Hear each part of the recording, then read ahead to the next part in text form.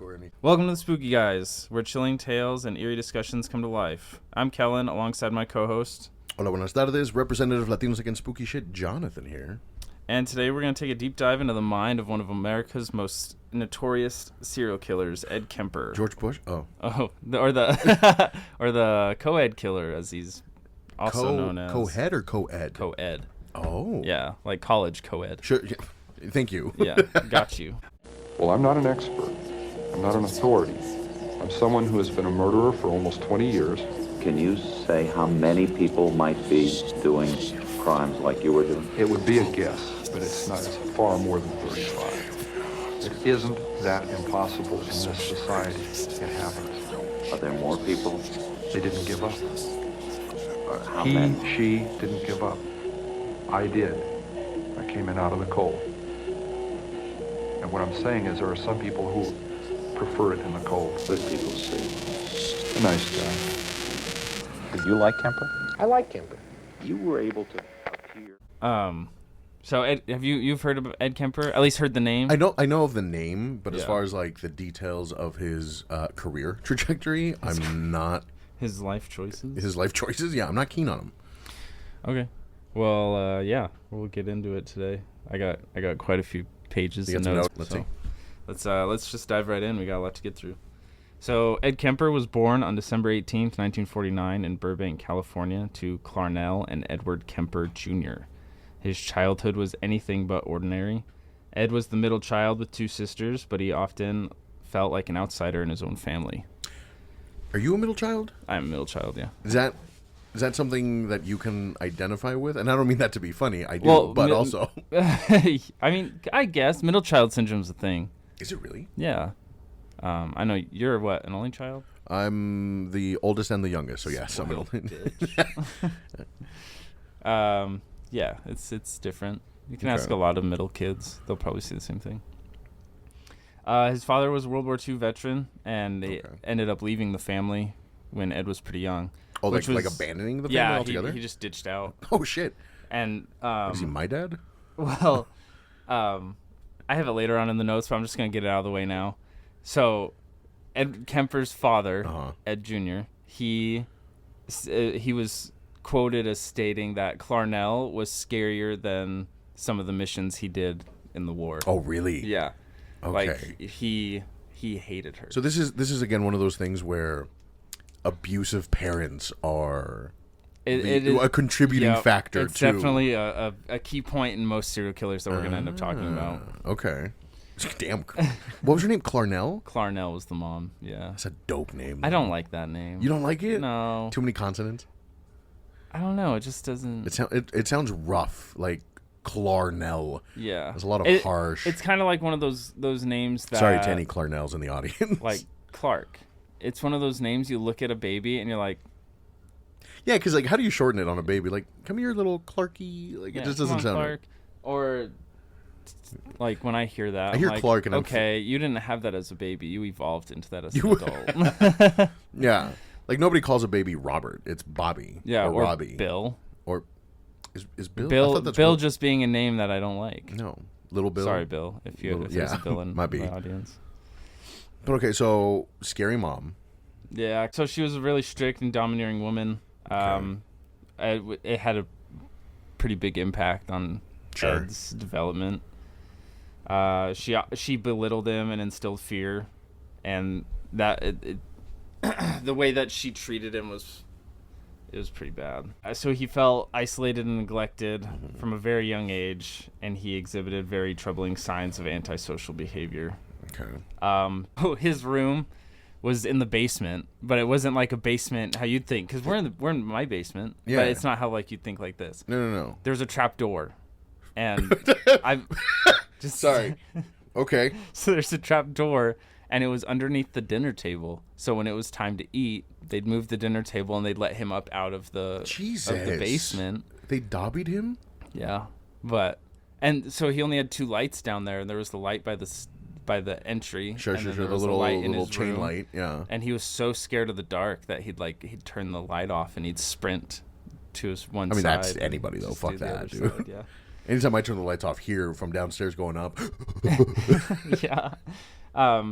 So that was his living situation, and yeah, they all right, Ed, back in the fucking back basement. in the hole. Yeah, he puts the lotion on his skin. That's crazy. And was that by choice? No, it's because his mom hated him. Fuck! So it wasn't like, hey, we don't have any room. Do you want the basement? It was his mom hated him because he looked a lot like his dad. He was like a spitting image of his dad, same name and everything, and so she treated him like dog shit. And I could assume it was probably because of that, but I mean, it's speculative. Yeah. This isn't a deep dive on Clarnell's right. life. She didn't matter. I'm just kidding. Damn. So when he'd be down there in the basement, he'd rip the dolls off, or the heads off of his sister's dolls. So he'd like pop them off, and he said there was something euphoric about hearing that popping noise when the head would come off. Okay, but like I kind of get that. And he was like, that was when he first noticed that he was aroused by stuff like that. Oh, it was an arousal thing. Yeah, like it was exciting. That's different. Got him going. So by the age of 10, Ed had developed a fascination with death. He'd kill small animals.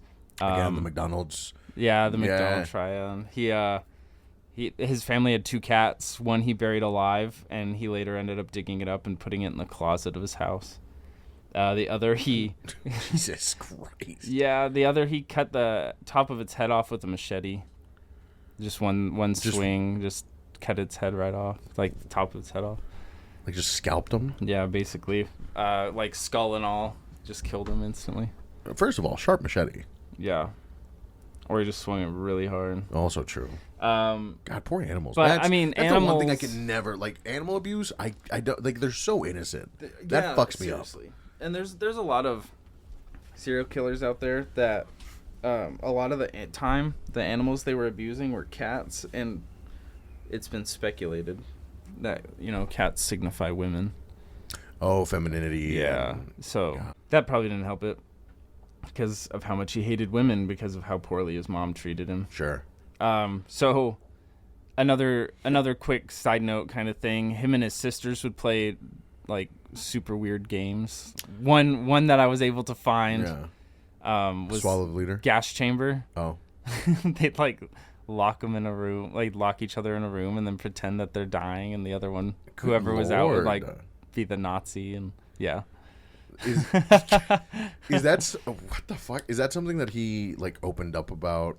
That was during his FBI interviews. Okay. Yeah. I wasn't sure if that was like something like it. Because that's one thing about Ed Kemper. There's hours and hours and hours and hours of FBI interviews because he was one of the first to actually talk with the behavioral analysis unit. Sure. So I'm sure you got plenty of that info on that. That's just like I remember just playing pretend that I was in a kitchen making mud pies. Right. These guys are over here reenacting the Third Reich. Okay. So at the age of 14, so that brings us up to what 1953-ish. I was gonna say, yeah. So at the age of mid-50s. At the age of 14, he ran away to look for his dad, and he ended up finding him in Van Nuys, California. I think that's how you say it. Van Nuys. Yeah. His dad had remarried and had other kids.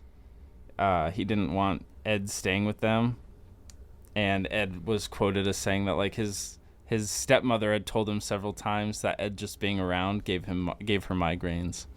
Damn. So Ed's dad sent him to live with his parents. So Dad knew the shitty situation at home with Mom. Yeah, well, because he was scared of Clarnell. Because he also left for that reason. He's like, dude, fuck, I'm out. Yeah. I'm going to go get milk. Pretty much. Yeah. And then ditched dipped out and made a whole family. But he idolized his father so much, and he had this relationship and idea built up in his head that him and his dad would have this like perfect life. He romanticized the get together, yeah. Yeah, but it was not reality. No. So his dad sent him to live with his dad's parents on a 17-acre farm in Norfolk, California. That's pretty nice. This is just from what I heard from an interview with his dad. I guess Clarnell called him and let him know, like, hey, don't be surprised if Ed ends up killing your parents. Yeah, because she knew about the animal abuse and everything. Oh, so, okay. Yeah, so, and she... what, the keeping him in the basement wasn't a sign enough that he was going to be a little messed up? She called him and was like, hey, he's a fucking weirdo. And she called him a weirdo. That was like her thing. Oh, that was her word. Yeah. Called him a weirdo and said, hey, don't be surprised if both his grandparents are dead. So anyways, how you been? How's the new family? He got along great with his grandpa. He loved his grandfather. Okay. They were very close. But his grandma was insanely strict, and he had he really didn't have any nice women in his life. Okay. And I feel like with Ed in particular, and I mean with a lot of other serial killers, just a little love. Sure. Could have gone a very long way. Just a simple, hey, doing all right, champ? Yeah. You doing okay? Ruffle his hair a little bit. Lock him in the fucking Don't basement. put it, like, it wasn't even the fact that's like, oh yeah, his bedroom's in the basement. Like, nah, we just put him in the basement. Yeah. They just stuffed him down there. Yeah, at least the basement here where we're recording is finished. Like, Yeah, it's insulated, there's a TV. Yeah, I'd have to look into how it was. Do they have any... I know he had a bed, he had a room. I didn't see any pictures of it, but that'd be cool to look at. Right? The Kemper house. So for Christmas, his grandparents bought him a .22 rifle, and he used that to hunt small game. Okay. Later on, he ended up getting it taken away because he was shooting animals he wasn't supposed to. So this is from his interview later on. He's quoted as saying, "Can you believe they took the gun from me? They took the gun. They thought I was unsafe." Is that a direct quote? That's a direct quote from Ed Kemper. And he has a lot of amazing one-liners. Like, that's incredible. Horrible human being. Yeah. Funny as fuck. Like, he was talking to the FBI guys, and in one of his interviews, he was talking about one of the people he killed, and the FBI guy interrupted him. He's like, "Whoa, guy, you're gonna ruin the bit." Yeah. See, he had this whole routine built up. So at 15 years old, Ed would commit his first murder. At 15? At 15 years old, Ed would commit his first murder. Oh, I thought, okay. So we'll get into his first murder. So he's living with his grandparents. Right. In Van Nuys. Yeah. Okay. No. Oh, no. Sorry. His dad was Norfolk. In Van Nuys. Yeah. They're in Norfolk. Right. So while she was sitting at the dining room table writing a children's book that she was working on, this is his grandma. Ed shot her in the back of the head with the .22 rifle and stabbed her 3 times and claimed that he wanted it to end quickly. He's quoted later as saying, "I just wanted to know what it would feel like to kill grandma." That was his excuse. That's what he said. Wow. Yeah. His grandpa wasn't home at the time. When his grandpa did get home, they had a very brief interaction and they waved at each other. He ended up shooting his grandpa in the back of the head after he turned around and waved at him. He got out of his truck, waved at Ed, turned around to grab something out of his truck, and Ed shot him in the back of the head. Damn. He said he always has an excuse for these kind of things, and he said he just didn't want him to find grandma. He didn't want his grandpa to see what he did. He didn't want to break his heart. Yeah. Wow, so sweet of him. So we shot him in the back of the head. So after this was his first murder was also a double kill. Yes, it was a double homicide. God, and the victims were his grandparents. That's rough. Yeah, so this is the first time that we're going to talk about him being insanely paranoid. He thought the whole world knew what he did the second it happened. He thought that any minute the cops would show up and he'd get arrested. Few days went by and nothing. So he ended up calling his mom, told her what he did, and then the cops came shortly after and arrested him. He was sent to Atascadero State Hospital for the criminally insane, where he was diagnosed with paranoid schizophrenia. Okay. But at that time, I think the paranoid schizophrenia thing was more of a umbrella type thing. It was the 50s. Mental health wasn't exactly what it is now. So, yeah. So, side note. So, Green River Killer, right? Sure. Kind of dumb. He had a really low IQ. This is the complete opposite. Ed Kemper had a genius level IQ of 145. Whoa. Mm-hmm. And he had his personality type, he just wanted people to accept him. Sure. So, when he was at Atascadero, he figured out how to work the system, and he just being like insanely nice. He was like model Sure. patient or whatever you want to call it when they're there. I can't say prisoner because he's not really in jail or anything. Modern. What would the word be for it? Patient would be the only thing. So from 15 to 21 is like. Oh, he was there for 6 years. Yeah, he got arrested at 15. He got out at 21. But before we talk about him getting out, he was there with rapists and just a lot of insane individuals. Sure. So this is where he kind of like started honing his craft and learning stuff from them, where he learned like, hey, don't leave witnesses, don't do this, don't do that. He just learned the ins and outs of crime. Being a fucking freaking bad person? Yeah. So he showed all of the correct signs of improvement, and after his 5 or 6 years, 5.5, 6 years, he was in there. He was released back into society at the age of 21, and he moved back in with his mother. Okay. Yes. Oh, okay. But I'm about to blow your mind. 21 years old, he got out as fully grown, 6'9", 280 pounds. He was 6'9"? Yep. There's a picture of him standing next to two security officers, and they're like at his armpits. This man was he was a behemoth. Mm-hmm. He's quoted as calling himself Old Bummblebutt. Oh. Hold on. Wait a minute. We're not glancing by this one. No, that's fine. Yeah, that was just what he decided to call himself. I don't know why. That's like when you're at school, you're like, I'm going to give myself a cool nickname, like Ace. Or Jackal, and this guy's like, yeah, Bummblebutt. That's what I want them to call me in the news. The Bummblebutt strikes again. That's crazy. When he got out, he wanted to be a cop, and he ended up being legitimately a cop. Yes, he wanted to be a police officer. Okay. He was rejected because he was too big to fit in the cars, so he ended up being with the highway. He ended up getting a job with the highway department.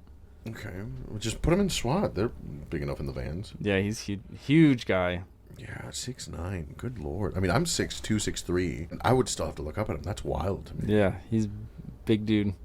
He wanted to fit in so bad because, like I was telling you, that's his personality. He wants people to like him. He wants to fit in. So he bought a motorcycle, and he was so big that he wrecked it. Poor thing. Now I'm just feeling bad for the guy. Yeah, so he bought a second motorcycle, and he wrecked that one as well. At what point do you go, hey, you know what, this isn't for me? Yeah, right. Like, maybe I'm too big. Maybe these weren't designed this way. So with the settlement money from that second crash, he ended up getting the infamous yellow two-door 1969 Ford Galaxy, and that's the car he'd pick up all of his hitchhikers in. Yeah. Oh, they were Okay. We'll get into it, but they're mostly... I had another question about his release, though. Okay, what's up? So, he gets released. Yeah. And was this like part of his plea, or because he was a juvenile that he did no jail time? They just did the hospital. So it was, it's just because he was a minor. God, okay, a minor with 2 notches on his belt, and they're like, let's just put him in a hospital for a little while. See how it goes. That's wild. Okay.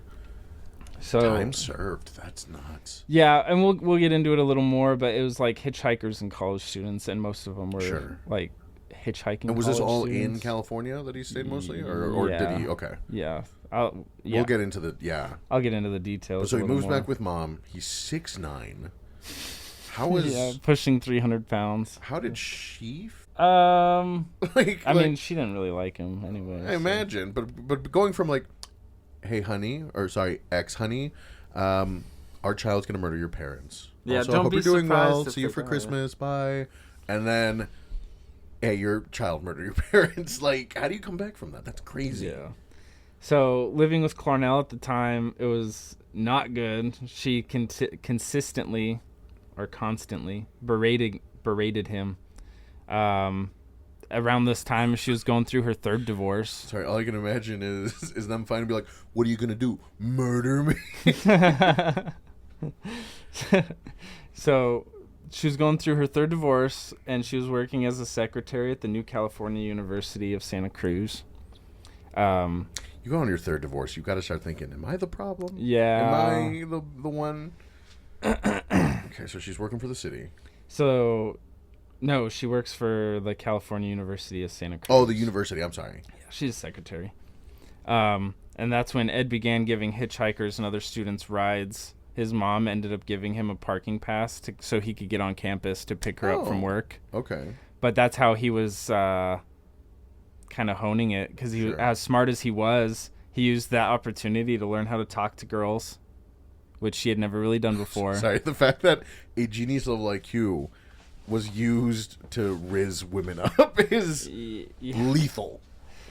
I could become a doctor. I could do something with this. Nah, I'm gonna get women. I'm gonna get dates. I'm gonna hold their hand.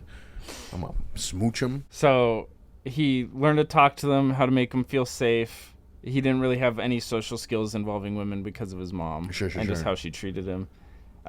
He figured out that acting annoyed was really easy, made it super easy to get people in the car, because they'd ask for a ride and he'd be like, oh, I don't know if I got the time. How far are you going? Like, oh, come on. Like, you're inconveniencing me. So then it made them feel like he wasn't trying to pull them in. Oh, yeah, okay. He was playing playing hard to get.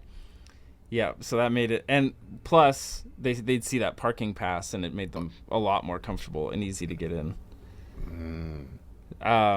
So he'd slowly begin to like deviate from the route and see what he can get away with, like, and how see far, how far he can go before they actually noticed it. Sure.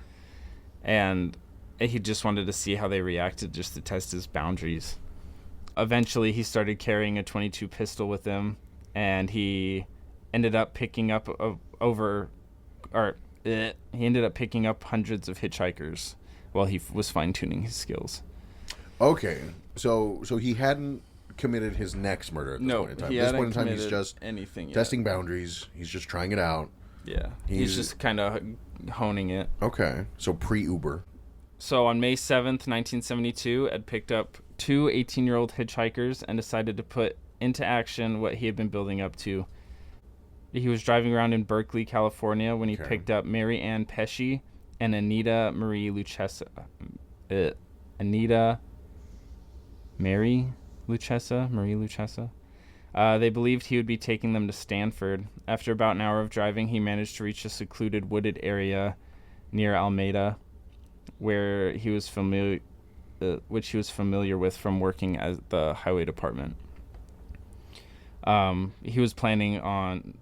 where he was planning to rape them, but he, like I said earlier, he learned from the rapist at the hospital that you can't leave witnesses. So he locked Luchessa in the trunk and handcuffed Pesci, and as he was handcuffing her, he brushed her breast with his hand, and he was like, I'm sorry. Yeah, he apologized. Sorry, that's not funny, but it's in the middle of all this, like, I'm about to kill you. Oh, I'm so sorry that I groped you. That's so rude of me. Yeah. So he didn't want to touch her breast again, so he stabbed her in the stomach and then strangled her. And he said, I know that probably hurt her a lot more, but I just didn't want to embarrass myself again. Damn. Okay. All right, Ed Kemper. Yeah. So Luchessa's still in the trunk after That's that. Right. Because there's two of them. Stabbed her and strangled her. He decides to go for two of them. Okay. Stabbed her and strangled her. And he went around and let Luchessa out of the trunk. And she asked what happened because he had blood on his hands. And he said that your friend wasn't listening to me, so I broke her nose. And then he's like, hey, come on, you can check on her because I broke her nose. And then he stabbed her and strangled her. So then he stuffed both bodies in the trunk. Okay. He was going to take... Because at this time, he was no longer living with his mom. He was in an apartment. Okay, no longer in the basement. Yes. Moving up in the world. So he was... Because he was working... He was released into his mother's care, and then after a while working at the highway department, he got his own apartment. How... And I'm sorry, you might have said it already, and I'm just reeling from all this information. From 21 to now, how old is he? Or is this all within the same year? So 1972, he is... 30... No. No. 20... 24? 3. 23, 24? Okay. So 49 to 72 is 23. Math is hard. Okay. So about a year and a half, 2 years. Yeah. Post release to hone his craft. Yeah, because he was released in 1970. Oh, okay, so 2 years before his next. Yeah. That's crazy. So he put both bodies in the trunk to take back to his apartment. He ended up getting pulled over by a police officer for a broken taillight. But the cop didn't suspect anything. No, they had no probable cause. Yeah, in an interview later, Ed said he was fully prepared to kill that cop if he had noticed anything. He even offered to open the trunk for him if he wanted to look. But the cop let him go. He said there's nothing wrong, just to get your taillight fixed. If I pulled over a 6'9" giant from the forest, I'd be like, you know what, whatever. This isn't my problem. It could have ended rather quickly, and there'd be a real change of events if that had happened. Yeah, because now you got a missing cop, now everybody's looking for him. That's the whole thing. So at the time, he had a roommate with him in his apartment. Was it a roommate or were they roommates? He had a roommate. Oh, okay. At that time, he had a roommate with him in his apartment. While his roommate was home, he took both the bodies inside, where he took Polaroid pictures of them, had sex with their bodies, and then dismembered them in the bathtub using an axe. How long was the roommate gone for that you have all this time for activities? Probably just at work. Good God. So Ed kept the heads for a while, like in his room. Yeah, he had a fascination with heads. We'll get into that. Were they like in formaldehyde or just free balling? Just cut the heads off and kept them. Huh. So he dismembered the bodies in the bathtub with an axe. Sure. Kept the heads. And there was one particular time where he talks about how his downstairs neighbor would hit the ceiling with a broom. And he said one time one of the heads fell and it hit the floor, and the guy started doing that and yelling at him to shut the fuck up. And Ed's like, sorry, dropped my head. Okay, so he's a comedian. He's got a sick sense of humor on top of everything. So eventually he bagged up the bodies and disposed them by Lomo Prieta Mountain. Lomo Prieta, if it's where I think, Lomo Prieta. Yeah. In California. Before he got rid of the heads, he engaged in iramatio with the heads. Do you know what iramatio is? So fellatio. I mean, of course I know what iramatio is, but for those that don't in the audience, please tell them. Fellatio is like a blowjob. Sure, girl is giving it to you. Okay. Iramatio is like the ear, like a mouth fuck. Oh. He skull fucked the heads. And I could have gone the rest of my life. Yeah, so iramatio is like forced. Fellatio is a regular blowjob. Fellatio is an act. Iramatio is a... Okay. Yeah. All right. So he basically skull fucked them. Boy, I hate everything about this conversation. Yep. In August of that year of 1972. Yeah, trigger warning, by the way, folks. Yeah. Pesci's head was found on the mountain. And after an extensive search, neither of the bodies ever ended up being found. Oh, they haven't found him? Mm-mm. But they found Pesci's head. Sure. About 4-month break in between then and his next killing. Okay. So May 7th, fast forward. On the evening of September 14th, 1972, Ed picked up 15-year-old Korean dance student Aigoku. She had decided to hitchhike to her dance class after she missed the bus. He drove her out to a remote area and pulled a gun on her and said that he was going to kill himself, but he just wanted someone to watch. He got out of the car and walked around to the passenger side, but he locked his keys and his gun in the car with her in it. All right. Genius level IQ, right? But he ended up coaxing her and talking her into letting him back in the car, where he immediately choked her until she passed out, and then he raped her and killed her. Jeez. He packed her body into the trunk, and he stopped at his favorite bar on the way home, which was the jury room. It's the cop bar. All the cops hung out there. So he'd go in there. She was still in the body trunk. in the trunk, and he'd just go in there and he'd have some beer with his cop buddies. I think I remember this part of just what I know a little of him. He evaded detection for so long because he was buddies with cops, wasn't he? Or not buddies, but like they knew. I wouldn't even say that he lasted very long. Really? Yeah. Okay. It might be somebody else that I'm thinking of then. Yeah, he didn't last very long. Okay. But so it happened. We'll get into why he did not last. Yeah.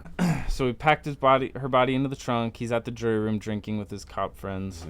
Mm-hmm. When he was done drinking at the bar, he went out to his car and opened the trunk in the parking lot of the bar. And he said he was admiring his catch like a fisherman. So he's in the parking lot and just full display. Yep.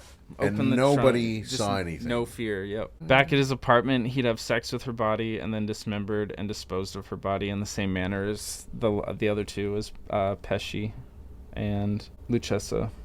The burp. Yeah, the burp. It was needed. January 7th, 1973 is his next killing. At the time, he's back living with his mom. For whatever reason, living at the apartment. It just didn't work out. Sorry. Oh, yeah? Okay, yeah. Killing people and bringing them home with your roommate. A little inconvenient. I get it. Yeah. Didn't pan out the way he wanted it to. On the 7th, he was driving around the campus of Cabrillo College, where he picked up 18-year-old student Cynthia Ann Shaw. He drove her to a remote wooded area and shot her in the head with the pistol. So was it always the same wooded area in... I don't think so. Okay, I think just different wooded areas that he become familiar with. Yeah, he just get familiar with it from driving all the hitchhikers around. From that 2 years of yeah. So he stuffed her in the trunk and he drove her back to his mom's house where he hid her body in the closet. When his mom left for work the next morning, he had sex with her body, removed the bullet from her head, and dismembered her in his mom's bathtub. He kept the head for several days, regularly engaging in iramatio with the head, which I don't think we need to explain that again. No, for the love of God. That's...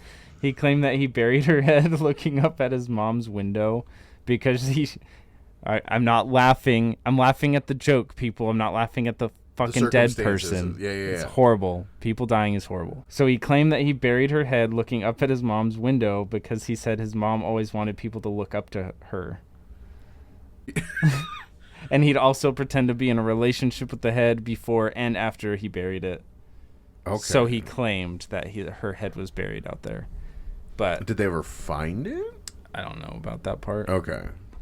But I'm sure someone will call me out on that. You didn't do your research. How do you know if the head's real? It's just what Ed said, people. Fake news. From all of his interviews, that's what he said, and he was a jokester. So.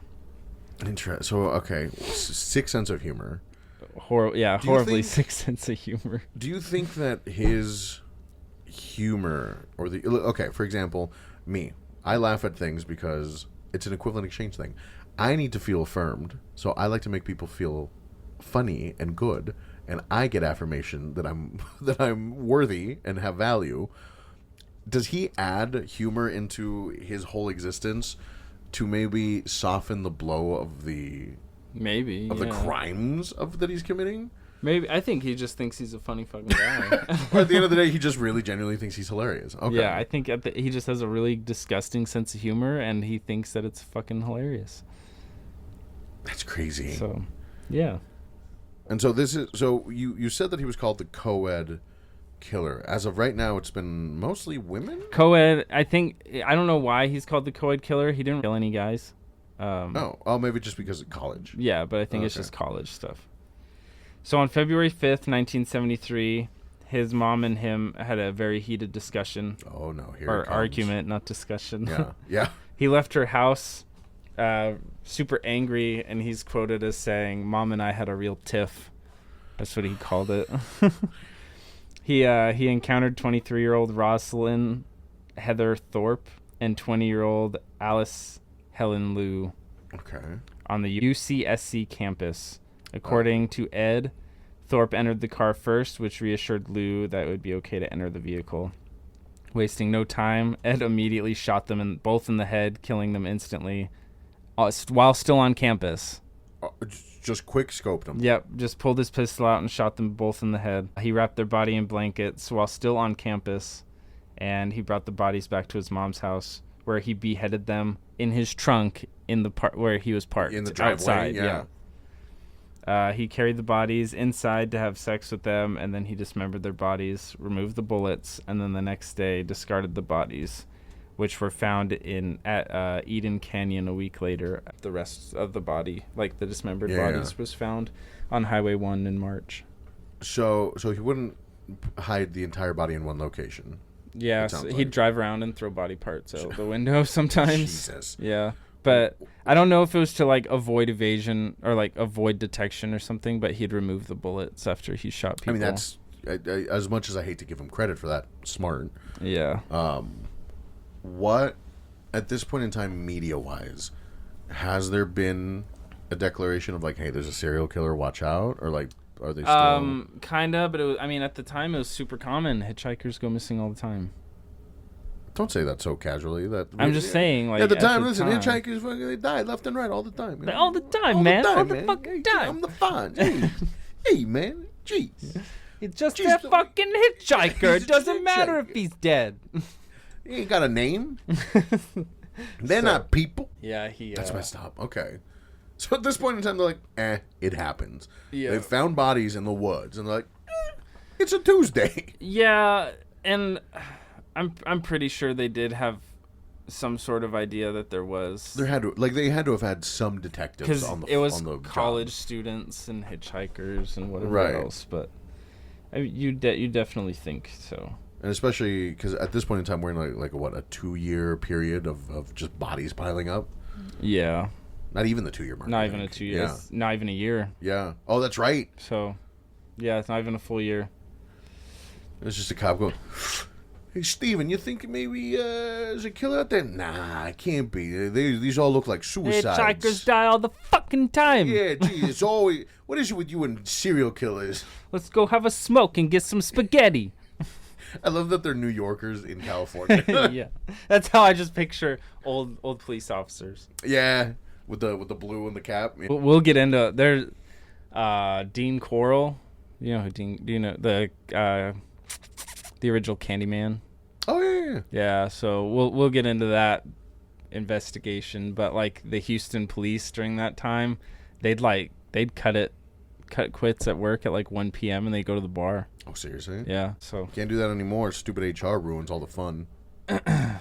So on I was in human resources for 10 years. On April 20th, 1973, after coming home from a party, Clarnell woke Ed up while coming home, and Ed went into her room, and she looked at him and said, I suppose you're going to want to sit up all night and talk now, huh? And Ed looked at her and said, nope, good night. That seems... Foreshadow! Is that what that is? Is that... Okay. Did they used to talk? No. But she, like, the way she viewed him, she just kind of like, oh, you're... Like, she viewed him as kind of a woman. Oh, you just want to sit up and talk all night, huh? Oh, okay, so emasculating. Just being fucking snarky. Got it. So later that night, Ed would go into her room while she was sleeping, and using a claw hammer, he bashed her head in and then slit her throat with a knife. I feel like that's overkill. Yeah, and he used the claw side of the hammer. Well, yeah, what other side are you going to use? I mean, just the regular hammer side. What are you, a monster? What are you, a killer? Jesus. Everybody knows the claw side.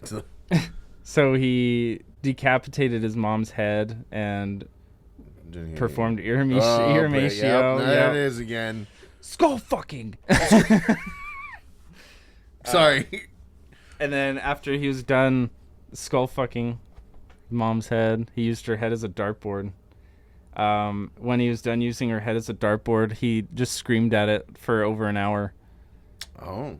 Yeah. Okay. So a little pent-up frustration. Imagine like 2, 3, 4 in the morning, and you're just in there screaming at a fucking decapitated head. Of your mom? Yeah. I'm sure he had a lot of choice things to say. He cut her tongue and larynx out. Her larynx? That's... Larynx, like her vocal larynx, cords, yeah. And he put him in the garbage disposal, and the garbage disposal kept shooting them back up into his face. They couldn't grind up the vocal cords. And to this, Ed said that it seemed appropriate that this... She was a bitch in life, she's a bitch in death, and she bitched and screamed at me all the way through it. Boy. After that, he was so frustrated, he went and had sex with her corpse, and then hid it in her closet. Hid it in his closet and went out to get some beers at the jury room. So he's just like, dude, I need to calm down. Whew, almost lost my cool there. I almost lost my cool there, guys. That would have been ugly if I would have lost it like that. Ooh. Man, I felt myself getting upset there for a second. Good Lord, what an evening. Okay, so he did end up killing his mom. Yep, he ended up killing his mom, came to fruition finally. When he Foreshadow. When he returned home, he invited his mom's best friend, Sally Hallett, over for dinner and a movie. When she arrived, she immediately sat down on the couch, looked at Ed, and said, "I am so dead. I'm so glad I can sit down." Ed said, "I just smiled at her and thought to myself, you just wait." Oh, man. Shortly after she sat down, Ed came up behind her and strangled her to death, and spent the rest of the night doing the same thing to Sally that he did to his mom. Routinely performed Iramatio on her head, had sex with her body, used it as a dartboard, and started yelling at both of them.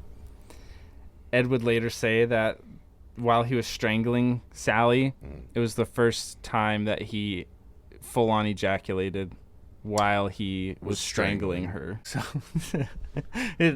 I feel like that was a long time coming, especially for his mom. Sorry. yeah, there it is. There it is. We love a good wordplay here.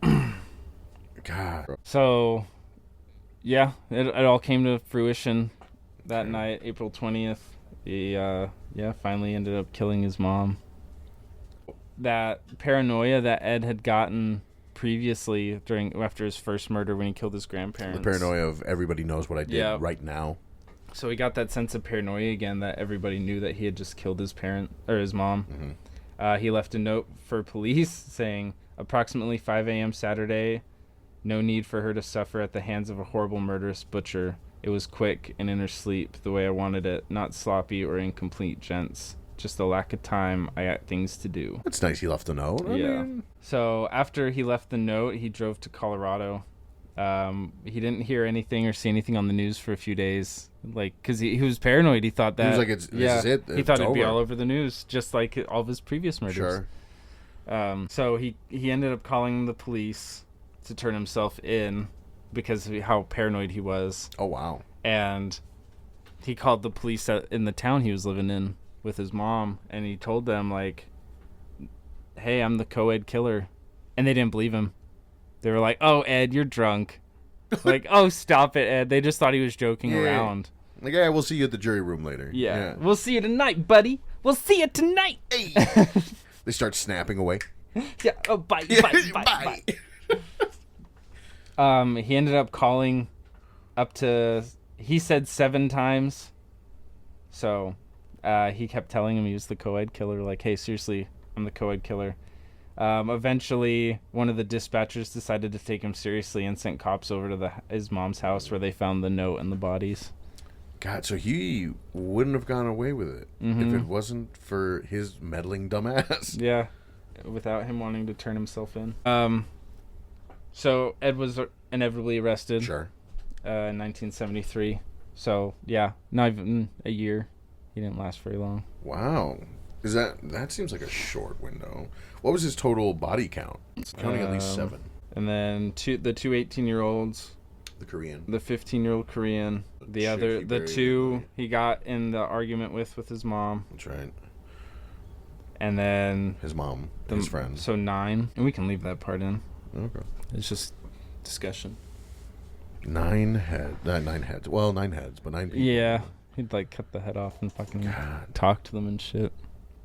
So during his trial in 1973 with a 6-man, 6-woman jury, he asked for the death penalty, saying that he should be tortured to death, but he was denied because at the time the death penalty was suspended nationwide. Oh, was it? Mm-hmm. Why? I don't know. Yeah. Couldn't tell you. Ed Kemper ended up being found guilty of first-degree murder, and he was sentenced to 72 years for each count. Oh, okay. Oh, man, when you said 72 years, I was like, that's it? No, but, okay, 72 for years each for one. each count. Okay, so that's almost 700 years. Yeah, so his sentence ended up just being life without the possibility. Sure. Throughout his incarceration, he ended up being a model prisoner, and he... Was he, though, or was he working the system again? No, he was a model prisoner. The only time he ever got in trouble was in 2019 when he refused to take a piss test. Hold up. Wait a minute. 29... Is this motherfucker He's still alive? Yeah, he's alive still. Ed Kemper's still alive? Yeah.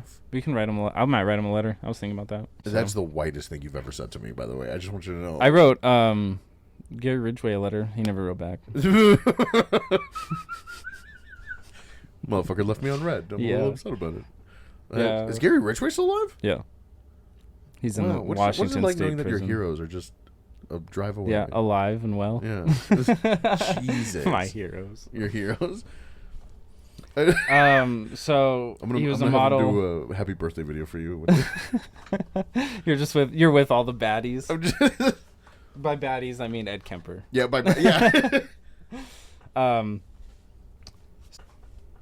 He was a model prisoner, and he often participated in interviews and just sharing his insights into his psyche. Sure. Because while he was incarcerated, he took college classes on like psychology and stuff. So, did he show remorse for what he did? No. Oh, Nope. Okay. No remorse. So no regret, no remorse. It's just like, this is what it was. It's the facts. Yeah, and if anybody wants to go listen to his interviews, he's very upfront and factual about it. Sure. I'm sure some of it's a little Hollywood because that's just how he is. He likes to fuck around. Yeah. Like the whole, hey, don't ruin the bit. Yeah. Like that shit's just funny. Like, he's practiced this in the mirror. Yeah. Like telling the story. Right. Yeah, he just fine-tuned it. He was he's actually in the same prison cell block as Charles Manson and Herbert Mullen. And he actually viewed Mullen as his arch nemesis. This is pretty funny because Herbert Mullen killed 13. Well, we might have an episode about him. Maybe a bonus episode. Yeah. But he killed 13 people claiming that it was to prevent earth-ending earthquake. Okay. Yeah, I've heard of this.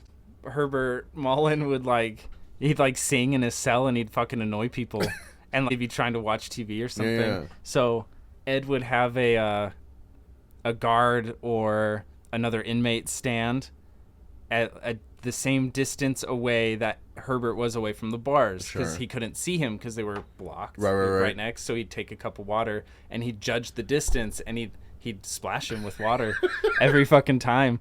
But then when he was good, he'd give him peanuts. And he was quoted as being like, yeah, Herbie really likes peanuts. So he Pavloved this inmate? He straight up trained this guy. That's hilarious. To the point where he'd ask permission to sing and he'd ask for nuts if he was being good. See, there's that 145 IQ I'm talking about. He had him trained like a little dog. His arch nemesis. Just being a grown man and being like, my arch Well, because Herbert Mullen wasn't a big guy at all, so he was kind of scared of Kemper. I keep forgetting this motherfucker's 6'9". Yeah, 6'9". He's a monster. So he said the first time he tried to give him peanuts, he saw this little hand come out and then pulled back in.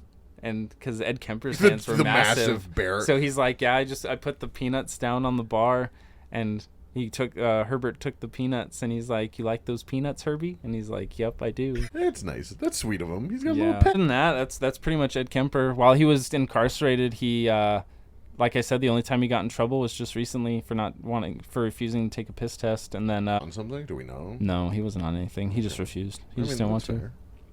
So they have jobs in prison or whatever. Sure. His job was to read.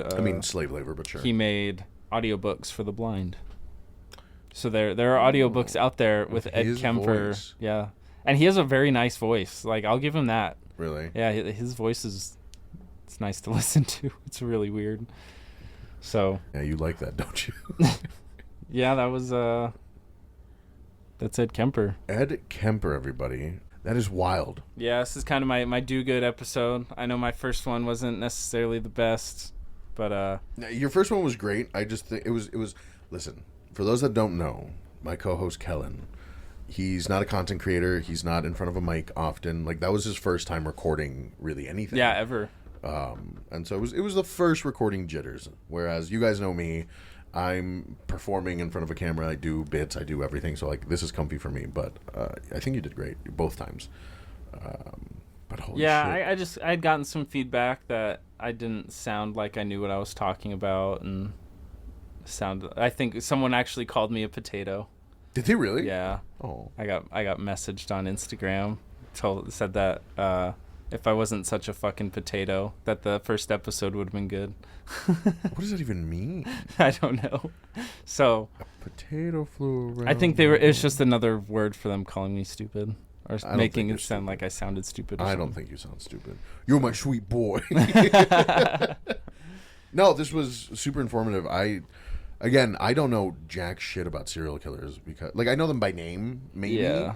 But as far as like the details of what they've done, I don't know anything. Well, yeah, and like Gary Ridgway, he was always just like, yeah, I strangled him, whatever. Yeah, I don't really remember Ed their Kemper faces kind or of anything. he was a showman. Yeah, he was, and there's a lot of other serial killers that at least were pretty honest, or they've recollected their thoughts pretty well, but Right, and just to help give insight for future. Because I think at any point in time we've got a couple serial killers active. I think the FBI said something like 3 to 7. That's crazy. At any given time. That's crazy that right now there could be. Well, that town south of us. That's true. There's rumored to be a serial killer going on right now. They found just the 4th body in a few months. Oh, wow. So, yeah. Well, have to keep an eye on that.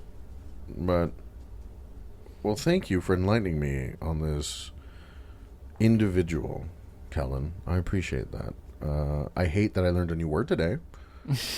Yeah. If anyone else hadn't heard about Iramatio, you're welcome. Or not welcome. Yeah. Now you're gonna have sorry, to not think sorry. on that. Yeah. Now you have to know. You have to know that 6'9" dude that called himself Bummblebutt. Bummblebutt. Oh my god. He used to have sex with decapitated I'm the heads. Bummblebutt killer. Ed, stop it. Oh, Ed. Oh, Ed. That's just Ed being old Bummblebutt. God. All right. Well, you want to sign us off? All right, guys. Yeah, thanks again for listening. Stay in touch with us. Message us. Give us feedback. Make sure every Wednesday, pop in, listen to our episodes. They're only going to get better from here, really. Yeah. We're going to get our rhythm. We're going to hone our craft. Well, wait a minute. We should we should have intro music for these next few. Yeah, we're working on some intro music. We're working on merch. We're working on bonus content where you guys can support us through Patreon or through whatever other platform we end up using for more material. So keep an eye make out sure to message us any of your spooky tales. If you've encountered ghosts, demons, whatever, say you've met a serial killer. Yeah, say you escaped from a serial killer. Say you knew somebody who could have been one. Say you stopped a serial killer. Yeah. Whatever you got that's related to what we might be interested in, you can message us at the Spooky Guys podcast at gmail.com. Yeah, maybe your story or a topic you informed us on. It could end up in a future episode. We'll make sure to do a shout out and a thank you for your participation. Fun. All right. Thanks, guys. Bye. Bye. Fuck yourselves.